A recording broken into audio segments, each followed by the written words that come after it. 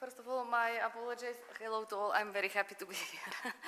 I was thinking that it will be more a working environment, so I can go in details here because I'm talking about the laws, and then maybe some things I will overlook while speaking, but I can sit there and we can we can talk exactly on what I meant, what I said. My discussion will be the normative base for non-territorial autonomy and comparative legal overview, but I'm a lawyer, and then it will be more like how nomotechnical is set, how the legal instruments are presenting non-territorial autonomy. And speaking about maybe the previous discussion, I'm coming from microphone. Ah, okay. Can I? I'm coming from continental legal tradition, which is very strict in norms, and which is, for us, everything is written, everything is function, or it exists, need to be written. So we don't understand that situation in the middle. At least for our understanding, continental, we want clear regulation, and when consider that if the clear regulation exists, things can happen, maybe they are not happening, but basically we are focusing on that straight, how can I say, legal tradition. So, how can I, okay. Just the paper that I was working on passed many revisions, and it was kind of broad. I put it somewhere in narrow frames, where actually non-territorial autonomy exists within the legal documents. And shortly about theory, there is a theoretical part that speaks that NTI is a statecraft tool or policy instrument that is applied in the countries that are territorial, that are ethno-culturally diverse. And then there is two aspects, representation and self-governance, that serves best for the dispersed minorities, so that are around, not concentrated in one place. It is connected with institutions. The theory speaks about them, and then it needs financial support to be stable, because if the institutions lack financial support, the NTA cannot be functional, at least in theory.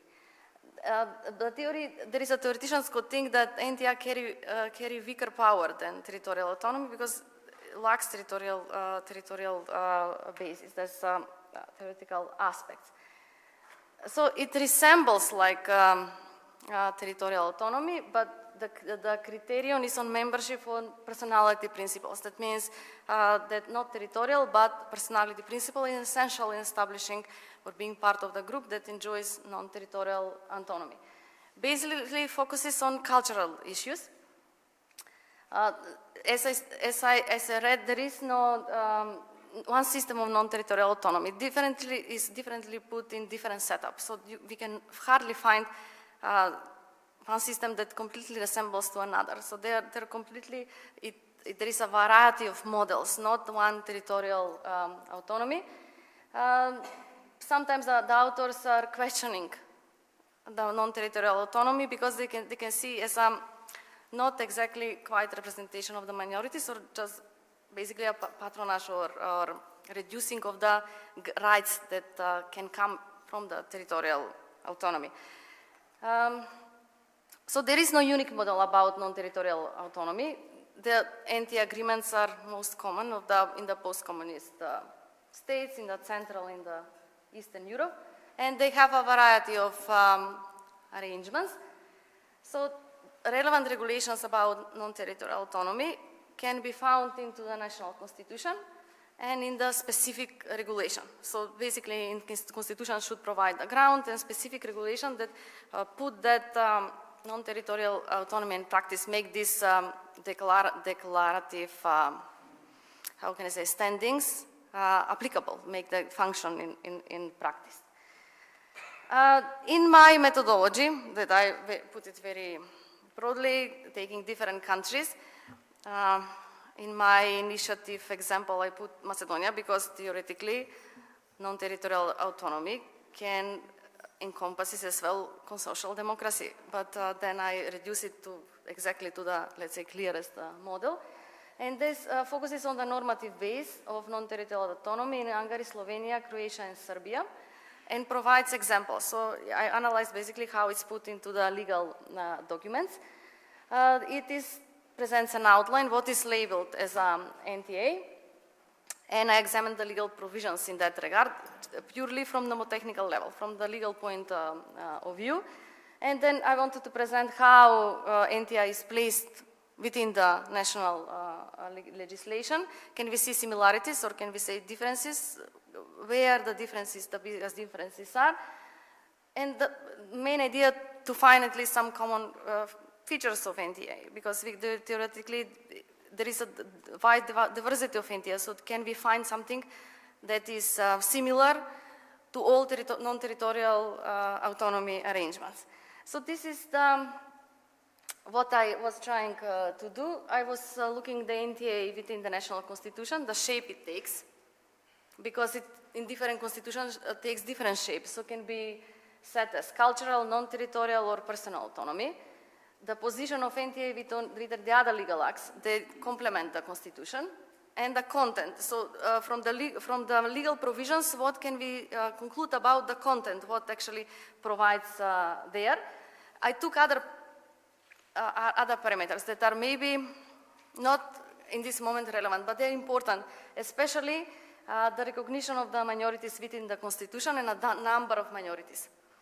So the number of minorities and how the state is placed as a multinational state or unitary state or state of R&D group depends how the position of the state is toward the minorities or how they are placed within the national constitution. That can be something for the further analysis. And especially the economic parameters here can play the role. But the main idea is to get the insights, how are tackling the issues, and how to examine the content of non-territorial autonomy. So if I can present here what I found, I actually examined several countries. First of all, about the Hungary, which can be most notable example of non-territorial autonomy. According to the Hungarian constitution, Hungary is an ethno-national state in which the nationalities live within the dominant group of the population and form a part of the Hungarian political community and are recognized as a constituent part of the state. They have rights on the individual and on the collective level as a community. Nationalities can use their native language, to be educated on them, to use individual and collective names in their languages, etc. So here in Hungary we have application of the non-territorial autonomy because the nationalities are dispersed and territorial autonomy is practically difficult to achieve. So when we speak about the composition, and then in Hungary 6.5% of the population represents minorities. NTA is not mentioned within the constitution clearly, but it is within the other cardinal act or right to nationalities that establish that. So forms of NTA that it takes, national cultural autonomy can be minority self-governments. The expression nationality self-government is used in the legislation, establishing the settlements where nationality lives, so that are connected with on the regional and national level. About the content and what does the competencies, when we speak about that, they are partners to the local and central authorities. They have rights to consultation and agreement to the issues of education, use of language and culture. They have functional and financial autonomy and establishment, running and management of the education and cultural institutions, can veto proposals, connected cultural educational language issues, and the appointment of the leaders of the minority institutions. So can monitor minority education, can participate in the development of the minority primary education curricula. So that's how the competencies as I can find them. Within the, unlike Hungary, the number of minorities in Serbia is far greater. So according to the census I forgot here, I have data, that 20% of the population are composed from the national minorities, so significantly different situation. So they are not enumerated in the constitution, can elect their national councils to exercise the right to self-governance, again in the field of culture, education, information, and official use of language and script. So they they have a special law that is connected to the national councils, and then competencies of the national minority councils are basically connected with regards to culture, education, information, official use of languages and script, can propose decision, can provide opinion. Their consent is needed for the election of the managers. So basically, in two cases, the consent on the veto is connected with the election of the managers. So not the exact content of the right, but the election of the leaders of those institutions. When we go to the Slovenia situation again is very much different, because Slovenia recognized the Hungarian and Italian national community and Roma community that have a special status. That means in Slovenia, minorities represent 1% of the population. It's considered to be homogeneous state. The new minorities that are coming with the dissolution of Yugoslavia are not recognized, are not existing as such. So there is a law on self-governed national communities, other acts of laws, self-government, and then many bylaws that are, or many special laws that are regulating use of anathema, the use of language, of flag, etc. Self-governing national communities is the highest body of the council, and it's designated areas. So it is in the areas where those communities live. So it's not here that the communities that are dispersed, but in which they are lives. That is different in case of the Roma community, because Romas live in different places. So what is again their competencies? Give their consent of matters relating to the protection of the special rights of the national community, adopt positions to make proposals and initiatives, promote unorganized activities, contribute to the preservation of the identity, establishing organization and public institution, participate in planning of educational work. They are represented in the local self-government and have one representative in parliament. In Croatia, my last study that I was reading, minorities represent 7.47% of population. Within constitution, members of all national minorities are granted freedom of express their nationality, freedom to use their language and script. Only in Croatia, in constitution, exists cultural autonomy as such, and then there is special laws that are regulating that, and minorities in a form of minority self-governments, where minorities groups that are fewer than 100 members can elect one representative. So as well can participate in local affairs, can influence local self-government, nominate candidates, they have consultative role, can seek information, make proposals, and offer views and opinions. So these are the, especially can establish can have some, let's say, greater rights in respect of the holidays, etc., symbols. To go to what I found as a common or different, first of all, there is many similarities. There is well, differences. On a technical level, the NTA is not part of the constitutional terminology. Only Constitution of Croatia formally acknowledged the existence of the NTA. The content of the NTA is reflected in a special laws. So not in the Constitution, but in a special laws, and that various terminology used in national legislation in respect to the national minorities. Many of the models have territorial basis, explicitly or implicitly, so it's not exactly based on personality principles. The identification contains subjective and objective elements. Subjective elements prevail, unlike detailed regulations. In some examples, the regulation is too detailed, in the other is dispersed among many laws. And it's not, I think, but this is my opinion, this outside, depends on the legal status of minority of the system. So how it is placed depends on the number and the position of the minorities in the system.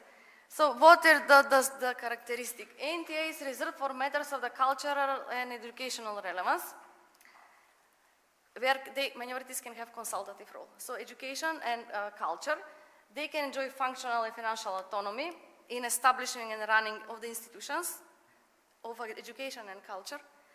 They have right to be consulted. They can propose decision, and offer view and opinions, but they don't have decision-making power, according to my opinion, according by the legal documents as I read them.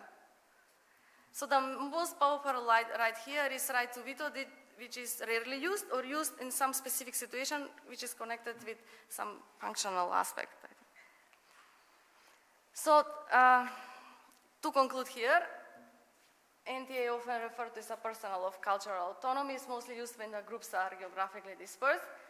It's clearly positioned within legal frameworks for matters concerning the protection of promotion of the recognized minority identities, but not for matters that involve their political participation and decision-making. NTA is a frame, not a single model, so or some coherent principle that is everywhere applied equally. It depends on the political system in which they enact and the minority is positioned within the society. And as my last conclusion, NTA agreements secure protection and promotion of the minorities' identities, reflect through the education, culture, and the use of languages and symbols. But if other mechanisms for minority protection are in place, and they're legally granted, like reserved seats within the parliaments and different aspects of power sharing, then NTA can complement those strives for greater participation of minorities. Thank you. Thank you, Natalija, for your presentation and being right on time. I think we've got now time for questions. Any questions for Natalija? Metal, please. Thank you. It was very helpful. Can you move back to the table? Oh, back. Which one?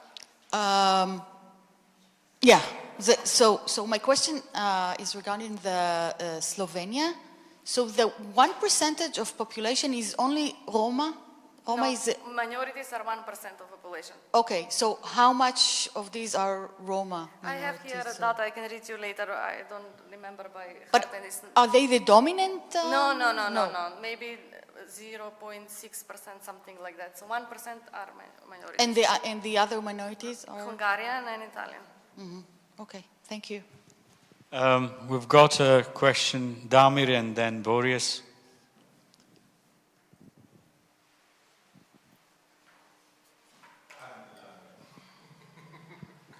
Hi, thank you very much for your presentation. When you talk about Slovenia, I know that there are two minorities which are actually recognized in the constitution, Hungarian and German. So the others are not, in sense of, no, Austrian and Hungarian, sorry. Yeah, Italian and I'm just, yeah, sorry. So there are two, so say recognized national minorities, but have you counted also, like there's a large Serbian minority and also Bosniak, if you consider ex-Yugoslavia, but did they have this in their census? Did they have this column in sense, I want to declare myself and the member of non-recognized national minority or national minority as a social fact, not as a legal fact. And the second question is, what does this mean, territorially based non-territorial autonomy? I didn't really get this. Thank you. About the census, I don't know, but I think not. My aunt lives there, so I don't think that they have, there is someone, those minorities are existing. About territorial and non-territorial, non-territorial autonomy means enjoying autonomy and personality principles. Wherever you live in the country, you can enjoy the scope of rights. But the thing is that they join rights, but in the settlements they live. So it's a combination of non-territorial and territorial. Okay, we have a question by Boris to the right, please. Yes. I think Boris was first. Sorry, I'm sorry. Thank you. Actually, my question is very closely related, so I think you might have also an answer afterwards. Concerning the Serbian and the Bosnian community in Slovenia, are there discussions or people try to include this group as well into, well, do they strive for getting also non-territorial arrangements like the Italians and the Hungarians? Because numerically they are the largest group.